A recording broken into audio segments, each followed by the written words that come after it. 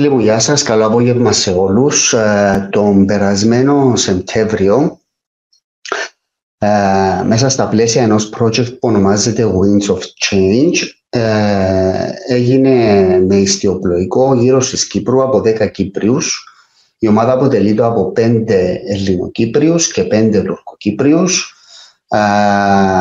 Το όλο project, όπως είπα, ονομάστηκε Winds of Change, άνεμος της αλλαγής.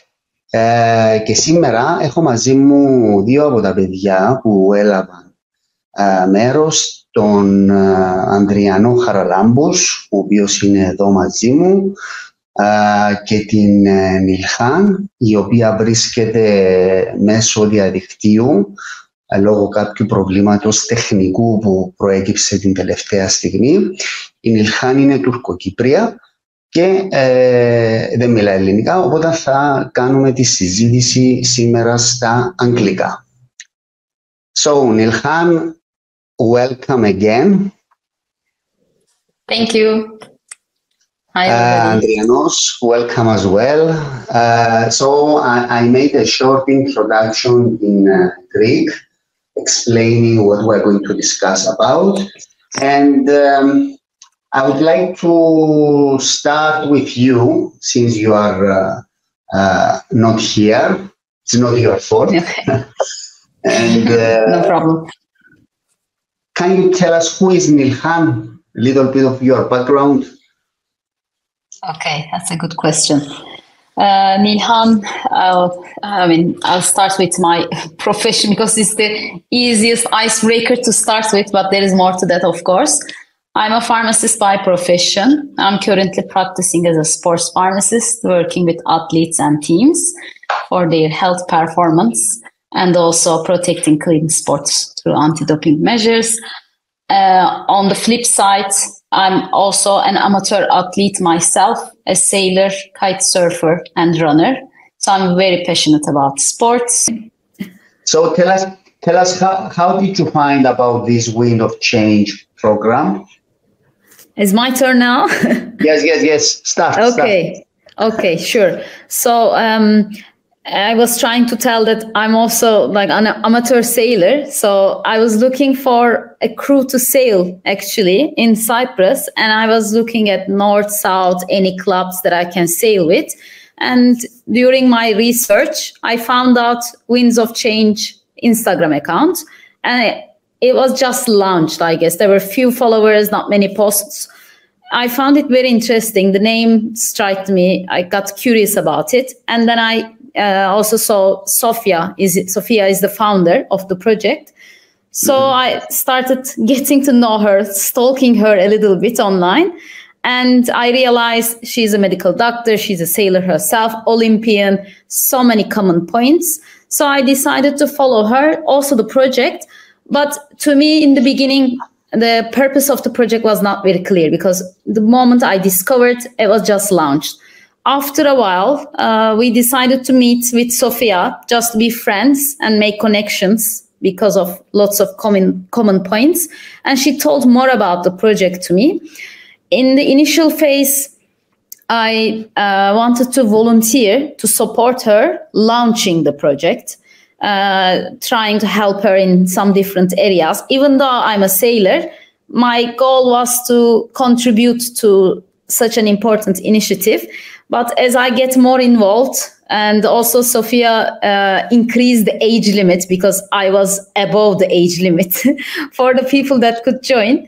So she increased the age limit and I was eligible to apply for the project. So I tried my chance and I got involved.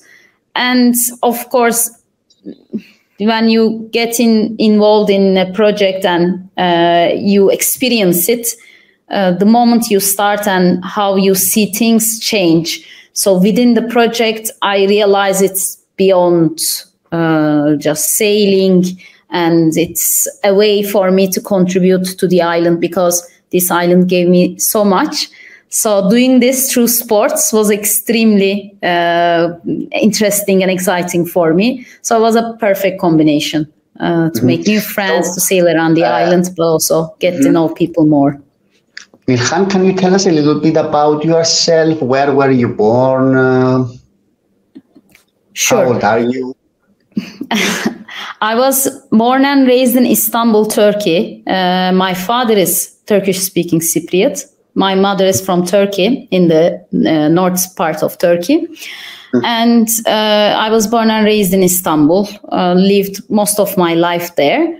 And for me, Cyprus was a place where we visit to see our family most of the time. And my father left You came Cyprus on vacations, on holidays? mostly for holidays, vacations, and family visits, and some family occasions. And my father left Cyprus for studying university.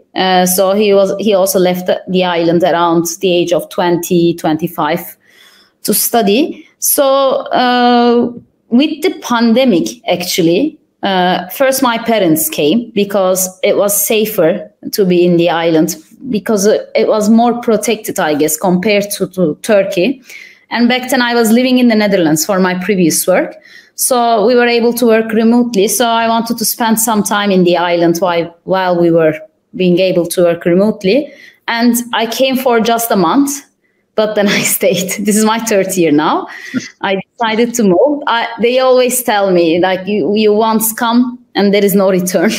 And I think the island just got me. I just wanted to be here, exist here. And of course, the major contribution that Winds of Change have provided to me is to understand the island and the situations from an objective point of view through sports. As I mentioned, I came this island and my life have significantly improved and changed in many areas. So I thought if there is an opportunity for me to give back to this island, I'll try and take all the chances. And Winds of Change was one of them. And it matches my personality, my philosophies, and many things. So it's like a lifetime event experience. Yes. Where does your father come from? From what part of Cyprus? He was born in Nicosia. I guess the neighborhood is called Andrea, but correct me if I'm wrong. Ayos Andreas, yes. Ayos Andreas, yes, exactly. So that's where he was born. We actually visited his home on foot when we crossed the border. And then he grew up in Nicosia as well. But of course, he crossed the border where he grew up. But he is from Nicosia. You grew up in Istanbul, right? So I did. Yeah. Were you aware or informed about the Cyprus problem and the division that exists on the island? I mean, did you have any idea? And also, did you know did you get to meet any Greek Cypriots, or you met them when you came here? When I was studying as a pharmacist student, I was very active in European organizations through my university. And there I met Greek and Cypriot friends. And the first time I actually traveled abroad was to Greece, and there where I met my Greek and Cypriot friends. Obviously, we got on very well. They are my lifetime friends now. And then, you are always through education, or my family was not promoting some hate thoughts to me, never. But, I was born and raised in Turkey, and we have a certain education there. So I didn't have my own opinion. And when I returned back home from my trip to Greece, I asked my father, could you educate me? Because I think I have some thoughts that doesn't belong to me. So he educated me as I start to make more Greek and Cypriot friends, so I could have more an objective point of view, my point of view. So as I had more dialogues, get to know more friends, different point of views, I developed my own objective point of view. And yes, I have a very good Greek Cypriot pharmacist friend. And the first time actually I visited Limassol, and somewhere beyond Nicosia was Limassol for his wedding. And I was in a very special and authentic Cypriot wedding where I was amazed by the tradition and things that we have so many things that we have in common, even sometimes with the Turkish culture as well. So I felt like home. Mm-hmm. So let me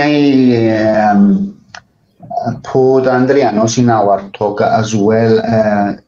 Andrianos, we were talking before, but I will ask you again because we had this interruption. What was your experience with interaction with Turkish Cypriots so far? Not only in this project, but generally, before engaging in this, did you have any friends? Did you visit the occupied part? What was your experience? First time I visited northern Cyprus, the north part of the island, was in 2004. Like a few 2004. I was 14 then, and my family was one of those families that were on the line on the first day. Mm-hmm. I did not go. Of course, they had their reasons to be cautious at the time, but when they did cross and they saw that there's nothing to be afraid of, mm-hmm. My father took the initiative to take me and my older brother with him. So my first experience was very early on after the checkpoints opened. And I kept going. I actually studied for a couple of years at school, Turkish. Really? I was a really good student back then. I could actually communicate in Turkish, even though my Turkish Cypriot friends were making fun of me because I was at the same. That's not true. That's not true. That's a lie. We never make fun. That's a lie. So yeah, but I forgot most of it because when we is it an easy language or is it very easy language? It's a very easy language. It sounds difficult. It might sound difficult, but it's a very modern language, and of course we have many common. Yes, it's as soon as you get the point of how it works. Mm-hmm. The technicalities of the language is really it's okay. Really easy to learn. Okay. All right. So, Nilhan, does your father know Greek, or do you know Greek words, or can you communicate? I cannot have a conversation, but obviously I can say yasu, yasas, kalinihta, kalimera. Like greeting words or just the words to start the conversation, but I'm not fluent. My father is not fluent either, but obviously he knows few words. I also get to know few words when I have Greek and Greek-speaking Cypriot friends. I'm not fluent, but that's my goal. I'm gonna learn to speak Greek because I want to continue living in this island. It's a must. Okay. I want to talk a little bit about, I started talking with Andrianos about this team building process. I'm very much curious about this. So you have 10 people that are not known to each other. And how did this, let's repeat what we said before now that we are back online so that Nilhan can hear us as well.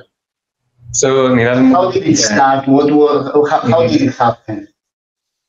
So it was, as we both mentioned, it was initiated by Sofia Mihalopoulos.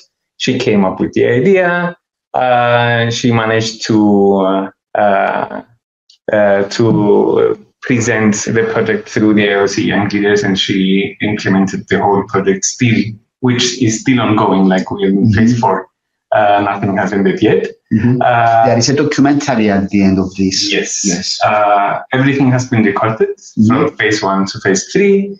Phase 4 is outreach, and we're looking forward to present the documentary in an occasion connected to the Paris Olympics. So it did start with an open application, and both myself and Nilhan were below, above the age limit, but thankfully the age limit was 18 to, was it 18 or was it 16? 18 to 30, if I remember. To 30, yes. First time it was 18 to 30. 30. Okay. And you are 34, 33, and she's 30. Yeah. Yes. 34. Okay. So we were both the people that said, okay, we can support, but yeah, yes, why not apply? You know, you never know what happens. Yes. And we met on the team building phase. Nilhan, Andrianos told us before that the team building phase took place in Bladres, right? Yes, yes. So can you tell us what did it involve? How does this happen? What did you do? 10 people unknown to each other, so that you become obviously friends, and then you become teammates because you needed to work together for the sailing, right? Yes. There was Ivani as well. Off the record. Actually, of course, that's a sporting event. So, I mean, we managed to build connections with Zvania. This was more like literally team building. It's a sporting event, so I want to mention this. But anyway, as I joke, that this was a very, I think now looking back, I realize how challenging the goal was. And I just wanted to congratulate Sofia for designing everything. We were participants, players of this game, but there was so many things that she has to think and plan and organize, not on her own, but she was leading most of the things with a great supporting team. But looking back, as you explained, people that don't know each other have a short time for team building, and then we also have a sailing training, and then we get on the boat and sailed around the island. Everything was very fast-paced, to be honest. And in Troodos, we didn't have, of course, we have been informed, but we didn't have all the details, obviously, because that's part of the planning and training. And so some things were, I don't want to call them a surprise, but unexpected. And as I was going to Troodos, I thought we probably have some education about sailing. But then when we were there, everything was about challenging ourselves, getting to know ourselves better.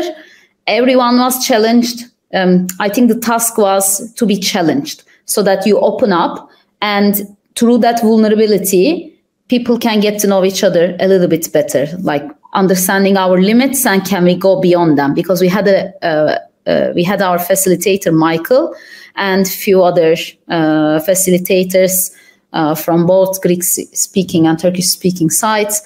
It was very challenging. I felt like emotionally drained, but then it's an empowering activity in the end. So that was I think the theme of the first phase was vulnerability. So that we got to know each other. Okay, Andrianos, this challenging phase that Nilhan mentioned and opening up, did it involve discussing the Cyprus problem, or it was only personal things? Did you hold discussions between you or the members as a team and talked about personal stuff? How was it? We did not. Nilhan,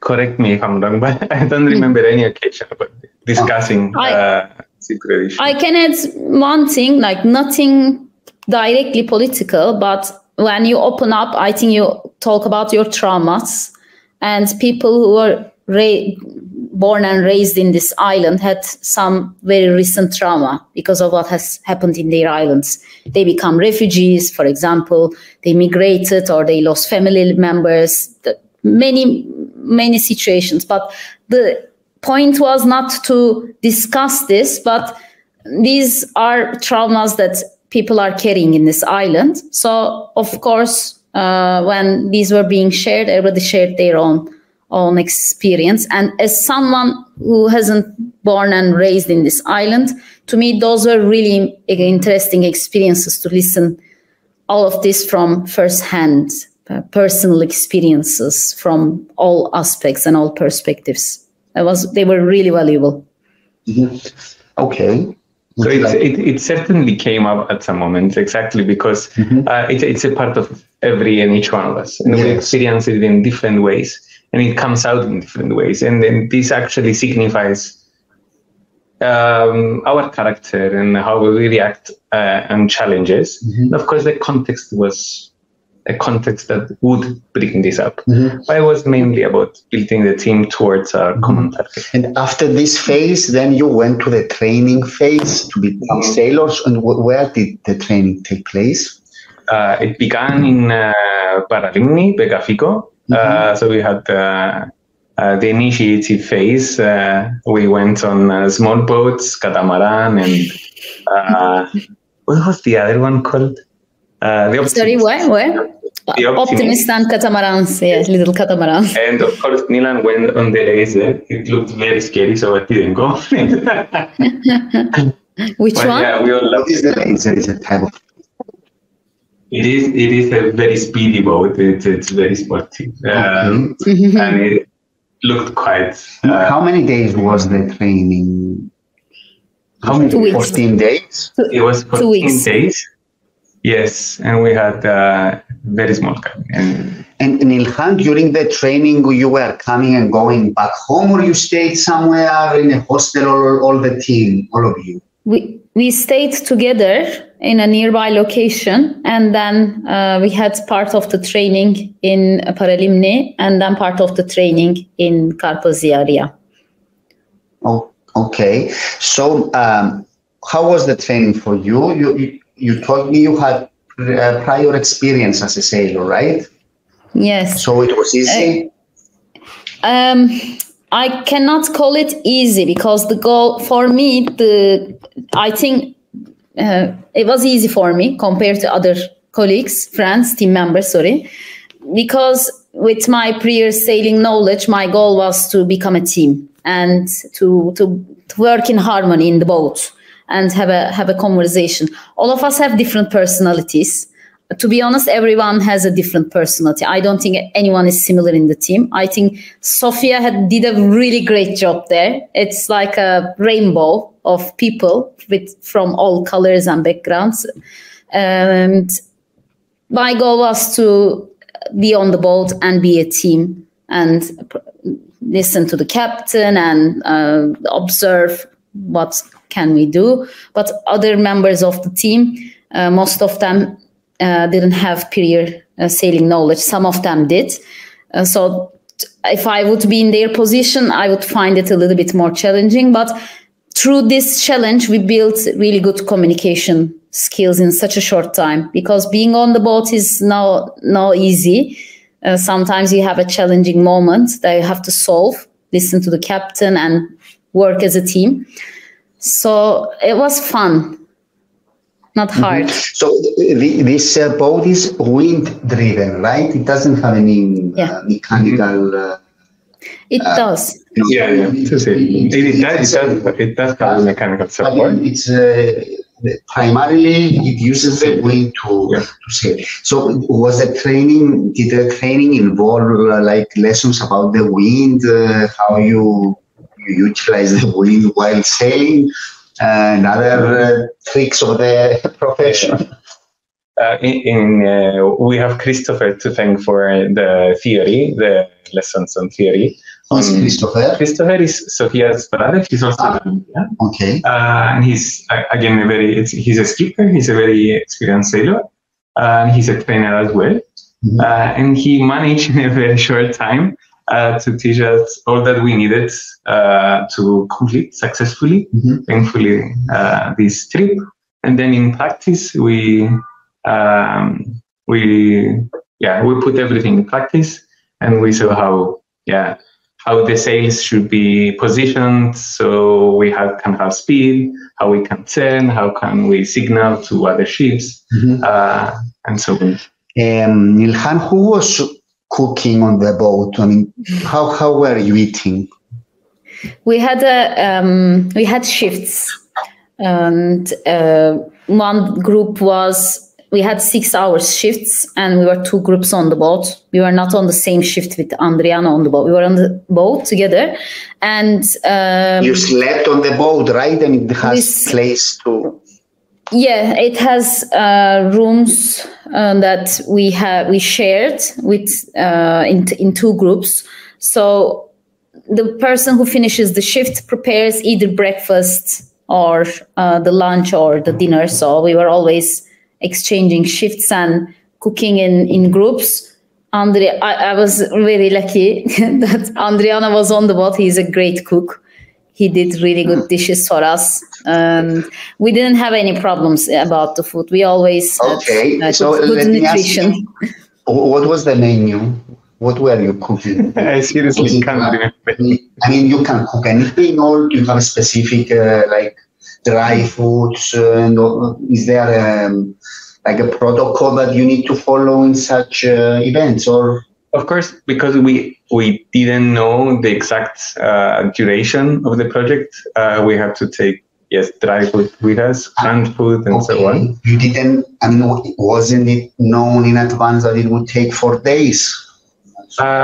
We could only speculate. So we knew the weather, how it would go, but we didn't know what challenges we would face, and we didn't know if the wind would change. You cannot know everything before, so we had to prepare for every scenario. Okay, and you were in shifts of 5 people or 6? How? So it's something that we didn't mention in the beginning. When we went for the team building, the idea was to be 6 people. Like 6 people would be chosen out of the 10 to be on the ship.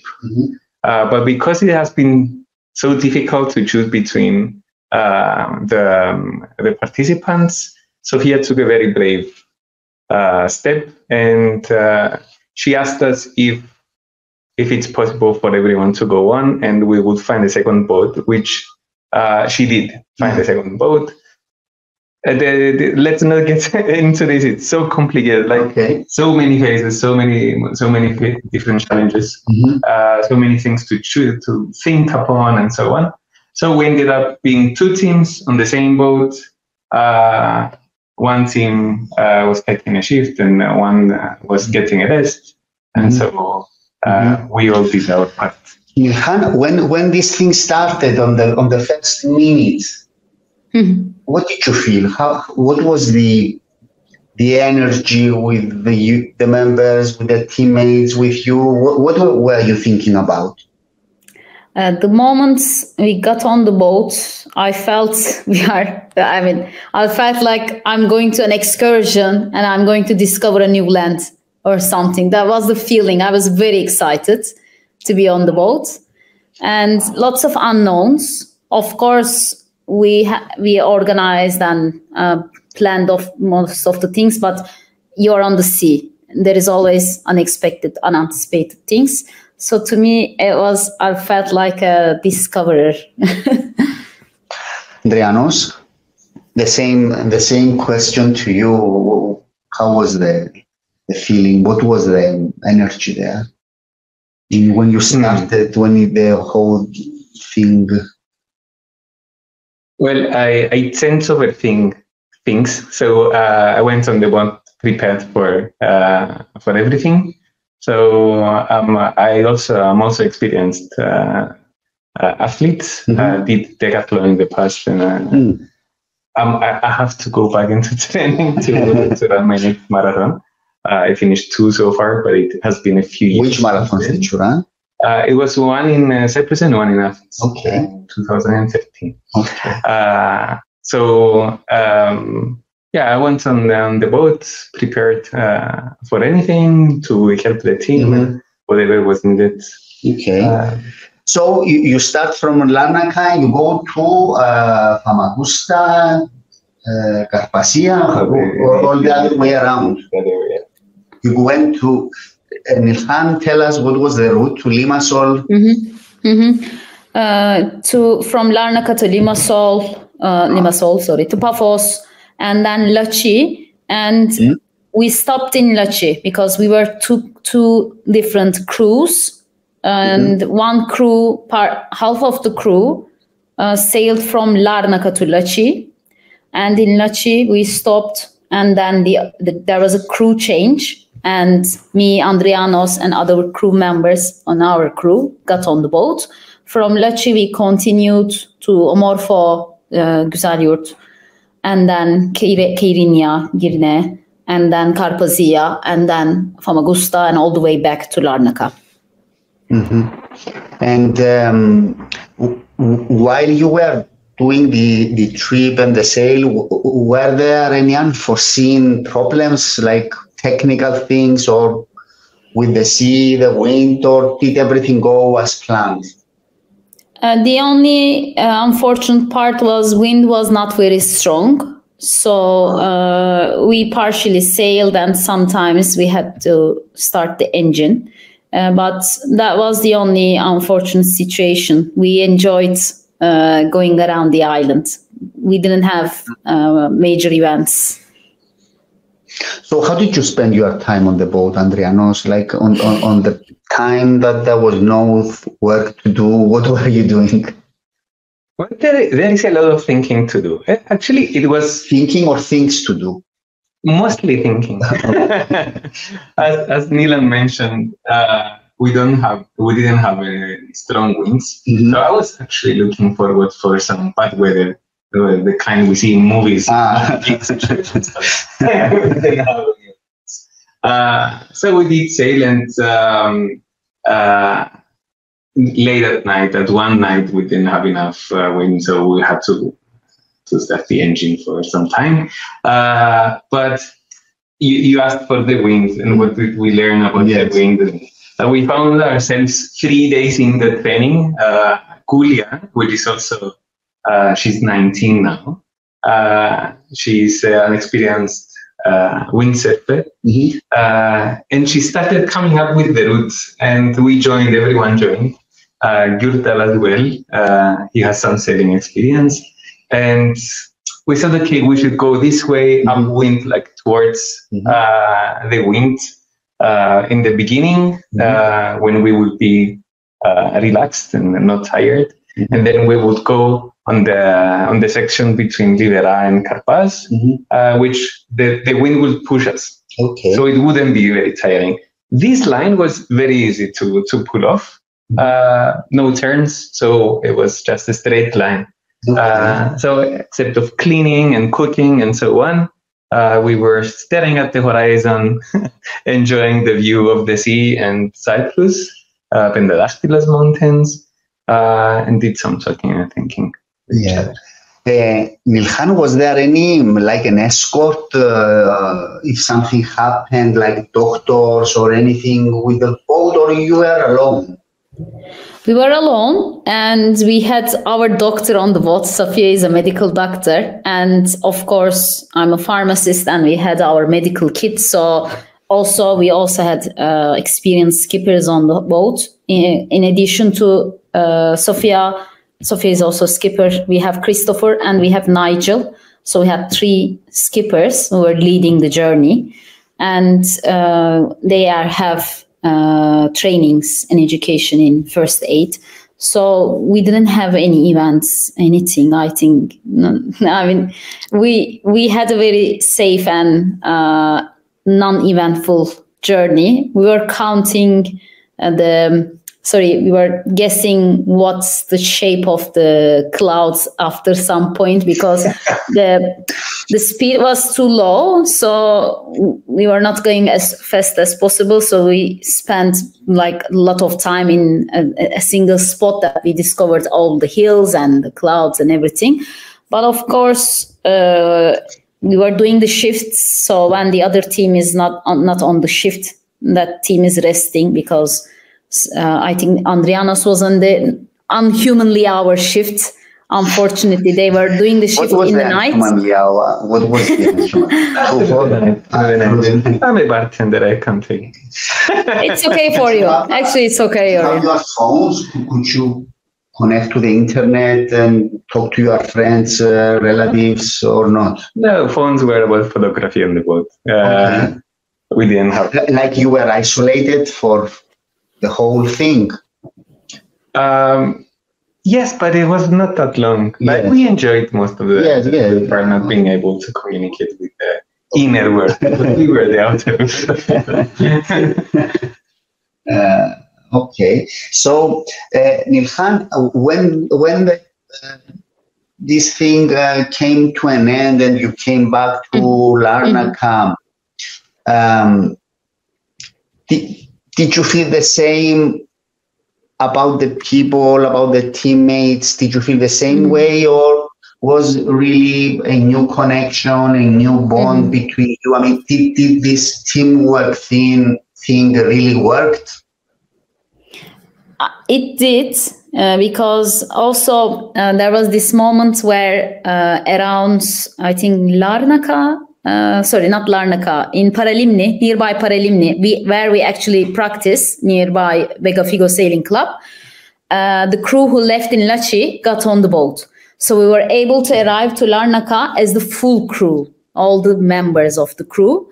So us getting together was really exciting. And we felt very proud, very bonded. And we sailed from Paralimni to Larnaca together. And that's what we were hoping for. But in the end, for the whole journey, but even for the short leg, we experienced that. It was a very proud moment. And we had a water show when we arrived to Larnaca. That was a surprise to us. And we really felt proud and happy and lots of feelings. It was like a roller coaster to me, lots of emotions as we arrived. But we are lifetime friends now, in my opinion, all of us. Yeah. Do you still have talk to these people? Do you have communication and everything? Of course. We are lifetime friends. Some of us have shared different things, like I have a kite surfer friend. Sometimes we manage to do sports together. So different connections occurred after the event as well. There is a friend, Melek Kaptanoglu, that he's sending his greetings, and he says, yes, we are supporting and we are family. She was part of the team. Hi, Melek. Yes. Sorry, I'm sorry. And Yannis as well. Yannis Minas there. He's also part of the team. Yes.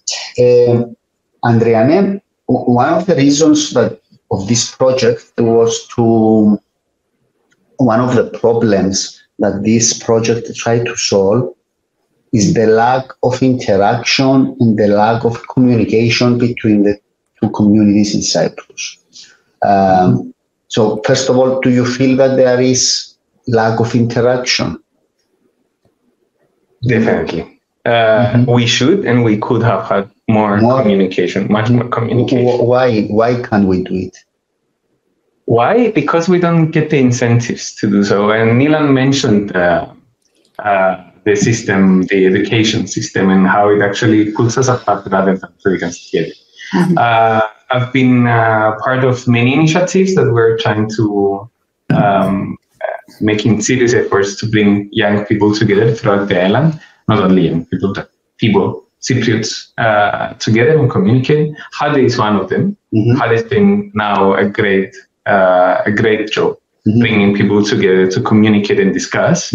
But this is initiatives that have been initiated by Cypriot citizens, by the civil society, and not by the states or not officially. Yes.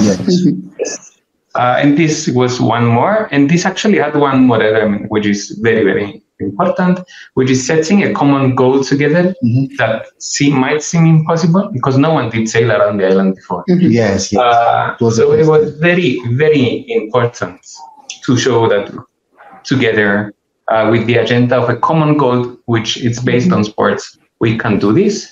And I've also been in part of the Cyprus Coastline Hikers, which we did hike, we did walk around the island a few years back as a boat by a communal team. Okay. This is something that boosts the message that connected together we can escape every challenge. So Nilhan, what's your take on this? What do you think about? Do you believe that there is lack of interaction and that we could be more in communication the two communities? And also, let me ask you, do you feel Cypriot, given that you were born in Istanbul and you had a different... That's I'll start with your latest question. That's what I was trying to say. The first moment we connected, and somehow the connection went off. I always felt more Mediterranean than, I don't know. I always felt a good connection whenever I was coming to travel here, or maybe the family members that I have here. I have a different bond and connection, and that's the reason when I had a job in the Netherlands and a life, I decided to suddenly change and move here. It's a feeling that it's hard to explain. Although I spent most of my life in another country, I feel Cypriot, but there are so many things to learn about the island, about the culture. So I'm a Cypriot in training. And Sophia is sending us her love from Zurich.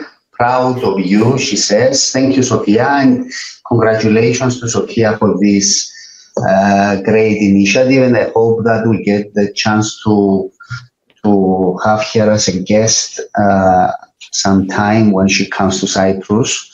So thank you so much.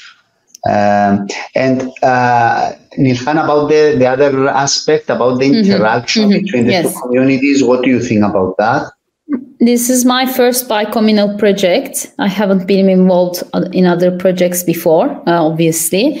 And to me, through Winds of Change, I also discovered about the other initiatives, and they are really good bringing people together. But sports is always unique, I think. This is my subjective point of view.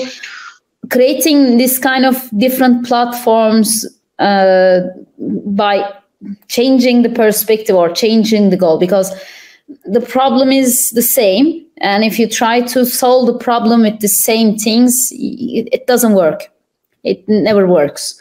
So if you change the path, the perspective, the goal, it's like, in our bodies, if you do things, your nerve becomes a line, it becomes a connection, and then it becomes a habit. So if we apply the same in our lives, try to build different connections, I think we can make progress from a different point of view. This is how I felt. I also had my own worries about, there is the goal, but would there be any political issues that I cannot maybe contribute to, because I never was born and raised in this island. So I had my own concerns. Would I be the weirdo person in the team? But I never felt that way. And maybe being a bit more objective in the situation helps me to understand and have my own point of view. To me, this is one of the successful outcomes of this project. The goal was sports, and it brought us together. And that's already a good success. Andrianos, the lack of interaction, one of the consequences is that it's not possible to cultivate and share a common vision as well with the other community. I mean, we are two parallel worlds in such a small island for so many years. And do you think that this type of projects and this type of activities can help create a common vision? And on the boat, did you discuss things about your future, the future of Cyprus, how things could be if the island is reunited, how this will help people? I actually believe it's a kind of misconception that we are with two parallel worlds, because exactly we live on the same island, and the context is more or less the same. Definitely, Greek Cypriots have less challenges to face than Turkish Cypriots, because living on a European stage, everything. When you talk to Turkish Cypriots, it looks like everything is going for you.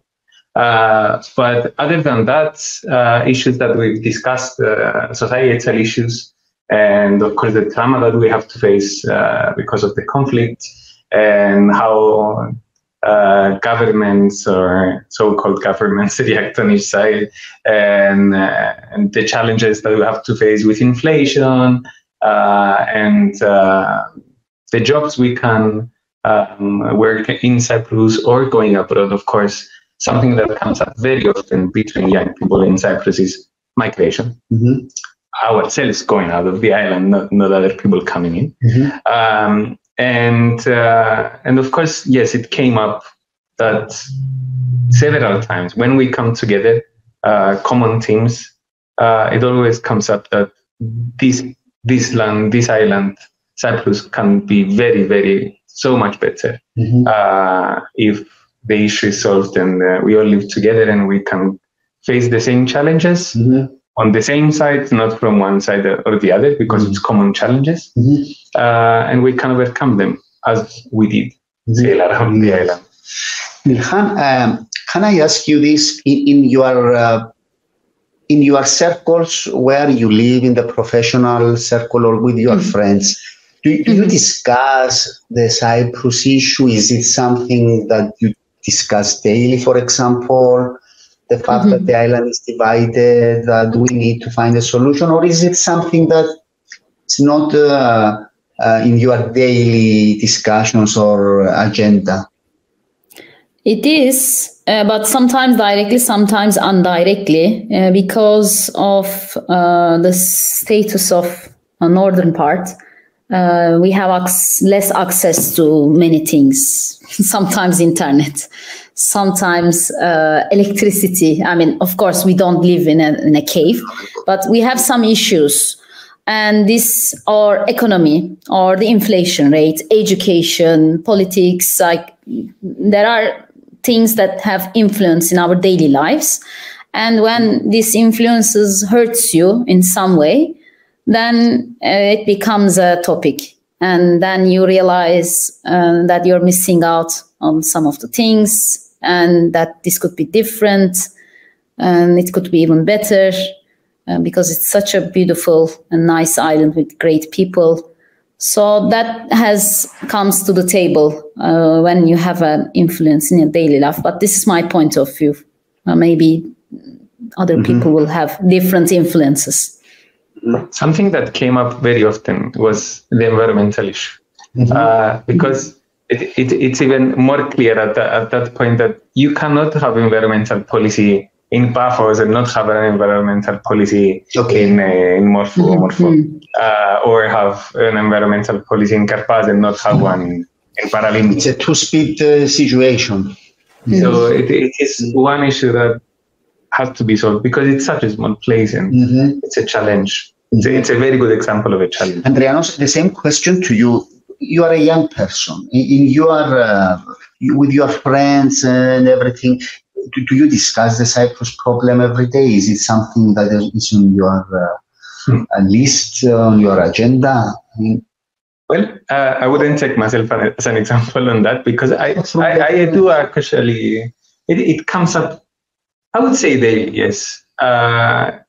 And being a person that was born and raised in Nicosia, I've been very active in the historical center within the walls Nicosia. I'm always next to the checkpoint, next to the green line, the buffer zone.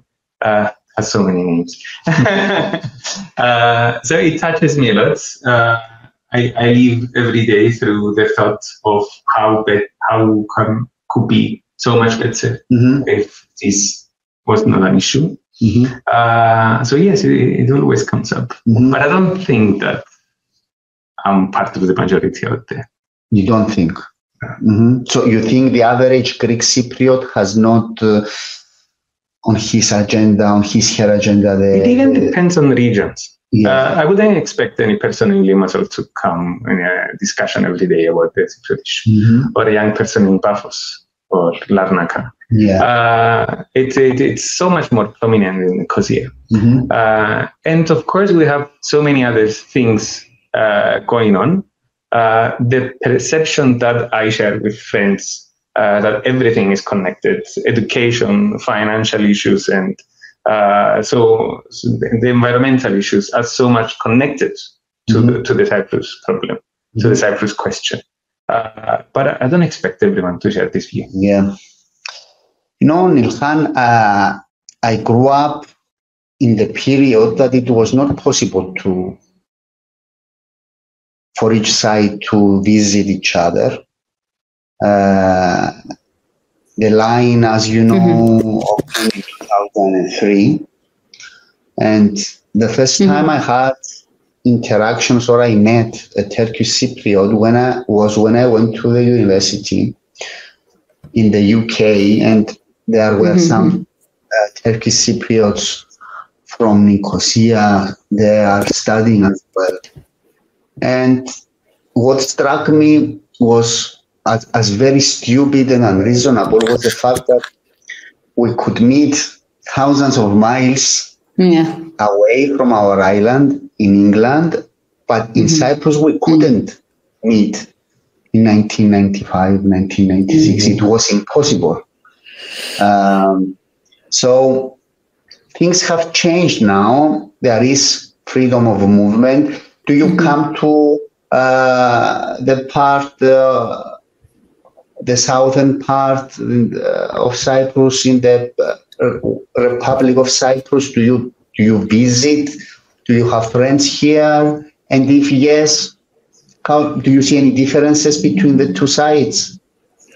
I do visit, sometimes for work, sometimes for leisure, and for sports as well. Because I'm a kite surfer. Kitesurfing. I'm a kite surfer. So time to time I come to Larnaca, Limassol to surf. When there are good winds, we really enjoy coming. It's like a little holiday for us. And when there are nice concerts and some things, there is a major difference in many aspects. In what way? I mean, what would be the principal three differences that... access to things in general, like having access to, I don't know, for some people, they have kids that are receiving their education, access to jobs, access to goods, materials that usually don't have here. It changed, but the main word is access. And some things that are more developed, obviously, because there is the European Union aspect.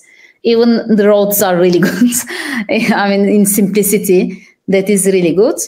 And other than that, I think, of course, maybe because it's more European parts, it's more, there are people with different backgrounds and coming from different countries, so it's a little bit more international. That's how I experience it. That's my perspective. So those are the main three differences. But there are parts of Cyprus, like, for example, if you go to Limassol, it's like going to another country. So we have the same situation in Tricomos. Yeah. Every time I go to Limassol, I think I am somewhere else. I don't know if you have this. Nilhan just mentioned that there are examples in North as well, like Tricomos. We've seen how it's being developed. So, what's your take when you go on the north part? What are the differences that you notice? Well, it's been so many years. I've been. I agreed with myself and some few more friends to not think about differences, similarities, because it's a common island, and when we spend time with our friends on our island, it's one island, it's one people, and not many differences except of technicalities. And I think Nilhan has covered that issue. Nilhan, should we be optimistic about the future of Cyprus? I think we should be. I really hope our generation will at least achieve a progress so that we can at least move. We can move basically from some of the bottlenecks. Finally, I have hope because the generation is changing. The expectations are changing. the world is changing, so we have to change. And this doesn't work for what future is bringing for us. So if we don't want to become an outdated society in many ways, we have to overcome this. Otherwise, we may be in trouble as a society. It's for the development and the welfare of Cypriots, in my opinion. That's how I see as a healthcare professional. Andrianos? Well, there is hope. There is hope. Because if there was no hope, why even try? So even if sometimes it feels that we're kind of pushing it a little bit, like we're trying to get hope out of almost nothing, it's a bleak environment right now. We've said many times this is our last chance. I've been politically active since I was 14. Anand plan was something I did study when I was 14, and I had my own views on it. And every time that another opportunity comes up, two more leaders go on discussion and they come back empty-handed. Of course, hope is damaged, but there is still hope. And of course, those initiatives and other initiatives that are ongoing right now, many other initiatives within civil society, are the ones that keep the flame alive. Yeah, I think that for things to change, we need to wait till generations change. The people that handled the Cyprus problem so far are people in their 70s, in their 80s, in their 60s. It's the generations that lived before 1960. They lived the war in 1974. And they have a totally different perspective.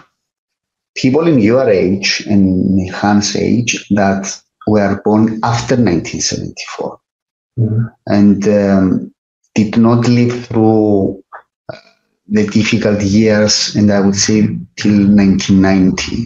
It was a very hard transitional period for Cyprus for both sides, I guess.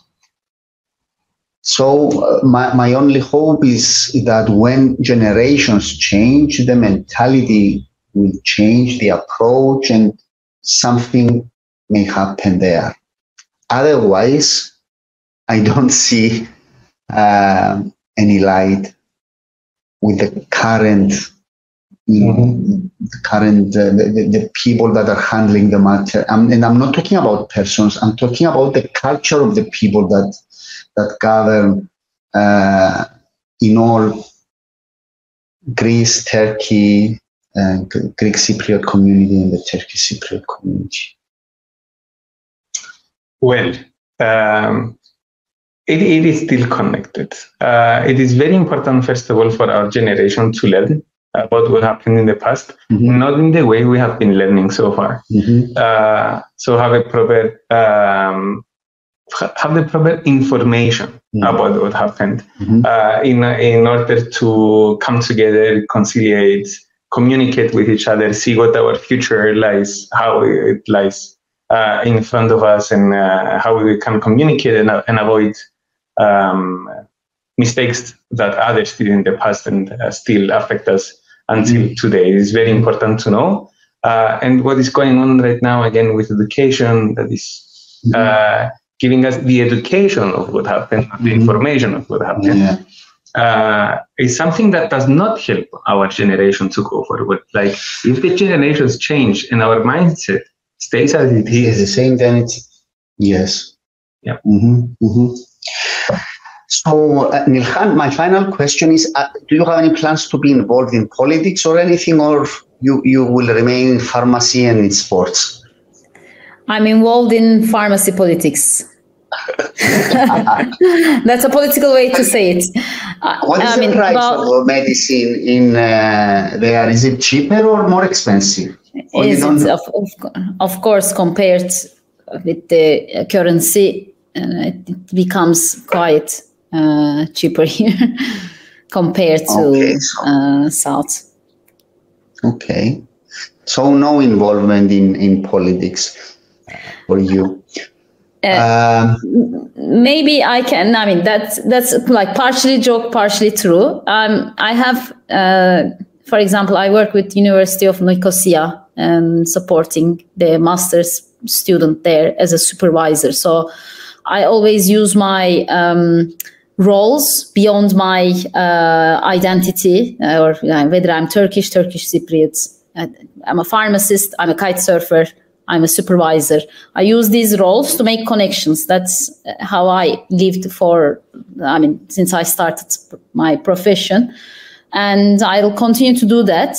And then I think that's more social involvement in politics from a different point of view.